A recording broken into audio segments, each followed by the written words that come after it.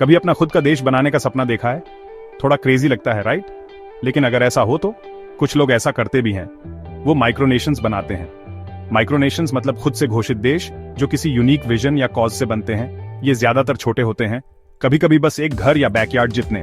ये छोटे से टेरिटोरीज एक कमरे से लेकर कुछ एकर्स तक फैले हो सकते हैं। माइक्रोनेशंस के अपने फ्लैग्स, लॉज, यहाँ तक कि पासपोर्ट्स भी होते हैं। अपनी आइडेंटिटी और सॉवरेंटी दिखाने के लिए ये अपने सिंबल्स और सिस्टम्स बनाते हैं। हाँ, असली दुनिया इन्हें हमेशा रिकॉग्नाइज नहीं करती। ऑफिशियल गवर्नमेंट्स अक्सर इन्हें क्वर्की या रिबेलियस समझते हैं, लेकिन इससे माइक्रोनेशनलिस्ट नहीं रुकते। अपनी जगह बनाने के लिए वो पैशनेट और डिटरमिन्ड होते हैं। ये तरह तरह के लोग होते हैं, हर तरह के बैकग्राउंड से एक शेयर्ड ड्रीम के साथ आते हैं। कुछ ड्रीमर्स और आइडियलिस्ट होते हैं। वो एक बेहतर दुनिया का सपना देखते हैं। शुरुआत अपने छोटे से हिस्से से करते हैं। कुछ आर्टिस्ट्स और एक्टिविस्ट्स होते हैं। अपनी क्रिएटिविटी और पैशन से वो अपनी बात रखते हैं। कुछ अलग करने की चाहत इन्हें जोड़ती है। जीने का एक नया तरीका, सोचने का एक नया तरीका। वो अपनी सोसाइटीज, अपने रूल्स, दुनिया में अपनी छोटी सी जगह बनाना चाहते हैं। ऐसी जगह जहां वो ट्रूली बिलोंग कर सकें।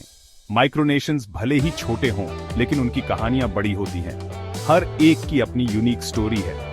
ये हमें याद दिलाते हैं कि दुनिया सरप्राइजेस से भरी है, अनएक्सपेक्टेड और डिलाइटफुल। ये माइक्रोनेशंस हमारी सोच को चैलेंज करते हैं। ये हमें दिखाते हैं कि कोई भी लीडर, क्रिएटर अपने बनाए हुए देश का सिटीजन बन सकता है। ये इनिशिएटिव लेने और अपने विजन पर बिलीव करने से होता है। तो तैयार हो जाइए माइक्रोनेशंस की फैसिनेटिंग दुनिया एक्सप्लोर करने के लिए। बहुत कुछ डिस्कवर और लर्न करने को है। अगले सेक्शन में हम कुछ अमेजिंग माइक्रोनेशंस और उनके फाउंडर्स से मिलेंगे।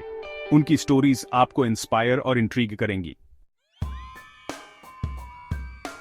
माइक्रोनेशंस की दुनिया रंगीन किरदारों और अजीबोगरीब चीजों से भरी है। ये छोटी, खुद घोषित जगहें अक्सर दिलचस्प कहानियों और अनोखे सांस्कृतिक तत्वों से भरी होती हैं, जो उन्हें बाकी दुनिया से अलग करती हैं। चलो इनमें से कुछ से मिलते हैं, है ना? हर एक अपने संस्थापकों की रचनात्मकता और दृढ़ संकल्प की झलक दिखाता है। सबसे पहले हमारे पास सीलैंड की रियासत है। ये माइक्रोनेशन लचीलापन और नवाचार का एक आकर्षक उदाहरण है। ये माइक्रोनेशन इंग्लैंड के तट पर एक दूसरे विश्व युद्ध के समुद्री किले पर स्थित है। विशाल समुद्र में अकेला खड़ा यह एक आकर्षक दृश्य है। 1957 में एक पूर्व ब्रिटिश सेना प्रमुख पैडी रॉय बेट्स द्वारा स्थापित सीलैंड का एक समृद्ध इतिहास है। सीलैंड का अपना झंडा, सिक्के और यहाँ तक कि एक शाही परिवार भी है। यह अपने संस्थापकों की दूरदर्शिता और समर्पण का प्रमाण है। आगे हम यूसई के नेवादा में स्थित मोलोसिया गणराज्य की यात्रा करते हैं। यह माइक्रोनेशन हास्य और गंभीर इरादे का मिश्रण है। 1977 में केविन बॉग द्वारा स्थापित मोलोसिया का एक अनोखा आकर्षण है। मोलोसिया अपने अजीबोगरीब कानूनों के लिए जाना जाता है, जैसे कि लकड़ी के साइकिल पर प्रतिबंध, जो इसके शासन में एक सनक का स्पर्श जोड़ता है, और अनिवार्य सिएस्टा टाइम। यह एक ऐसी जगह है जहां विश्राम को गंभीरता से लिया जाता है। अगर आप कुछ वाकई अनोखा ढूंढ रहे हैं तो Gay and Lesbian Kingdom of the Coral Sea Islands से आगे न देखें। यह माइक्रोनेशन एक शक्तिशाली प्रतीक के रूप में खड़ा है। 2004 में ऑस्ट्रेलिया द्वारा समलैंगिक विवाह को मान्यता देने से इनकार के विरोध में एक प्रतीकात्मक विरोध के रूप में स्थापित, यह समानता और न्याय का संदेश देता है। इस माइक्रोनेशन ने क्वींसलैंड के तट पर द्वीपों के एक समूह पर दावा किया, अधिकारों की लड़ाई में एक साहसिक बयान दिया। ये दुनिया भर में मौजूद कई दिलचस्प और असामान्य माइक्रोनेशनों के कुछ उदाहरण हैं। हर एक मानव रचनात्मकता और आत्म अभिव्यक्ति की इच्छा का प्रमाण है। हर एक की अपनी कहानी है, अपनी अनोखी संस्कृति और परंपराएं हैं, और होने का अपना कारण है। ये माइक्रोनेशन हमें याद दिलाते हैं कि दुनिया विविध और आकर्षक कहानियों से भरी है, जिनकी खोज की जानी बाकी है। कोई क्यों अपना खुद का माइक्रोनेशन बनाना चाहेगा? इसके रीजंस भी उतने ही अलग अलग हैं जितने कि अलग अलग माइक्रोनेशंस होते हैं। कुछ लोगों के लिए ये समाज के बंधनों से भागने का एक तरीका है। हो सकता है उन्हें अपने देश के कानूनों या राजनीति से सहमति ना हो। माइक्रोनेशन शुरू करने से उन्हें एक ऐसा समाज बनाने का मौका मिलता है जो उनके मूल्यों और विचारों से मेल खाता हो। कुछ लोग माइक्रोनेशंस को सरकार या सामाजिक ढांचे के नए रूपों के साथ प्रयोग करने के तरीके के रूप में देखते हैं। वे एक बड़े देश की कॉम्प्लेक्सिटीज और ब्यूरोक्रेसी के बिना छोटे स्तर पर अपने आइडियाज आजमा सकते हैं। बिल्कुल, कुछ लोग इसे सिर्फ मनोरंजन के लिए करते हैं।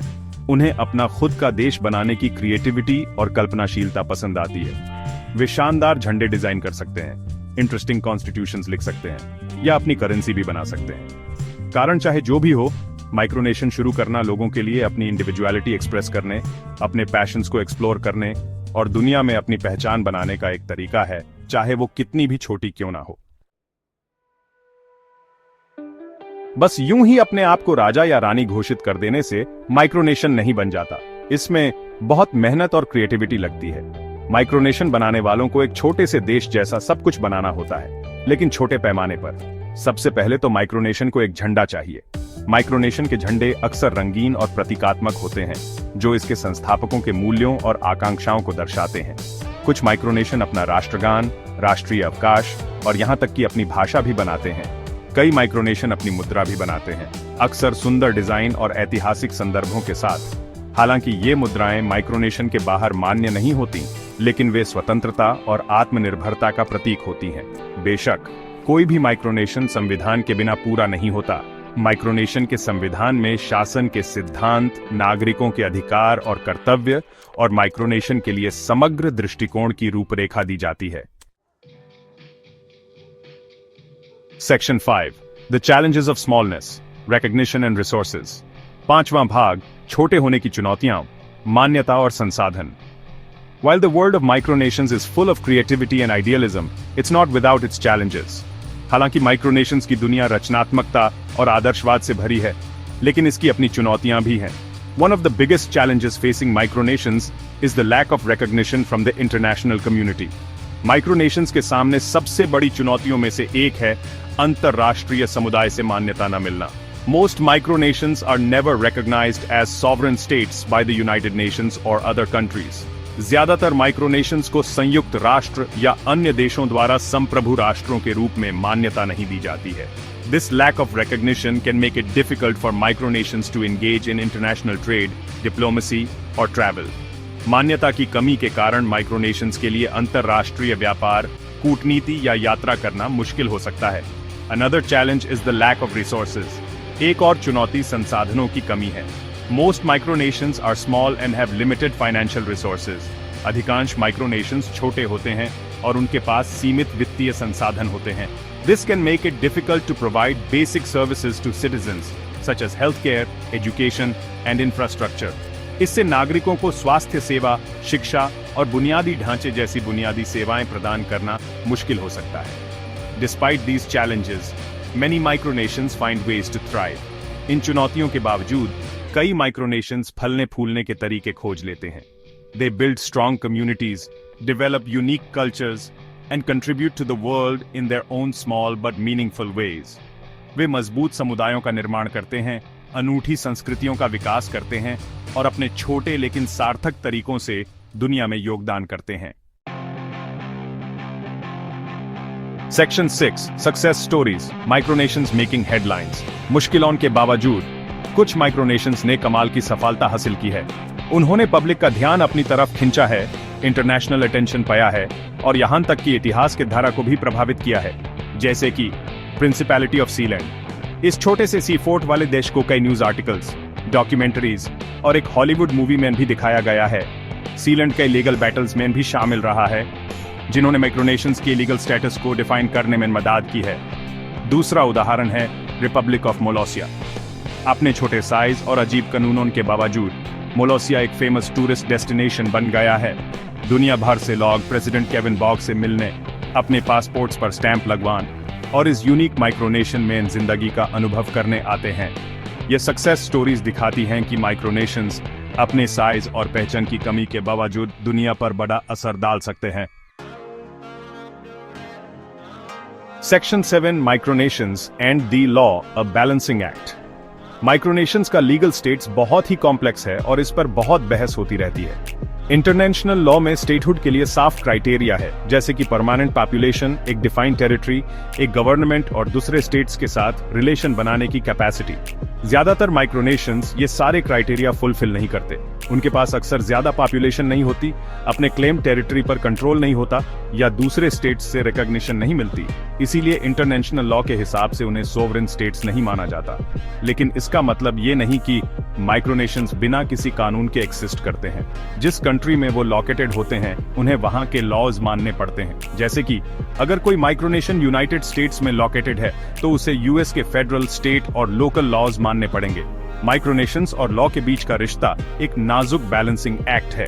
माइक्रोनेशंस को एक्सिस्टिंग वर्ल्ड ऑर्डर के लीगल कंस्ट्रेंट्स को समझना होता है और साथ ही अपनी इंडिपेंडेंस और सेल्फ डिटर्मिनेशन के क्लेम्स को भी असर्ट करना होता है। सेक्शन 8, डिजिटल युग में माइक्रोनेशन, ऑनलाइन साम्राज्य और वर्चुअल दुनिया। इंटरनेट और डिजिटल तकनीकों के उदय ने माइक्रोनेशन की दुनिया पर गहरा प्रभाव डाला है। डिजिटल युग में राष्ट्र निर्माण के लिए अब भौतिक क्षेत्र की आवश्यकता नहीं है। ऑनलाइन माइक्रोनेशन, जिन्हें ई नेशन या साइबर नेशन भी कहा जाता है, वर्चुअल दुनिया, ऑनलाइन गेम और सोशल मीडिया प्लेटफॉर्म पर फल फूल रहे हैं। इन डिजिटल राष्ट्रों में अक्सर विस्तृत वेबसाइट, ऑनलाइन फोरम और यहां तक कि आभासी मुद्राएं भी होती हैं। कुछ माइक्रोनेशन ने अपनी वित्तीय प्रणाली बनाने और पारंपरिक बैंकिंग संस्थानों से अपनी स्वतंत्रता का दावा करने के तरीके के रूप में क्रिप्टोकरेंसी और ब्लॉकचेन तकनीक को भी अपनाया है।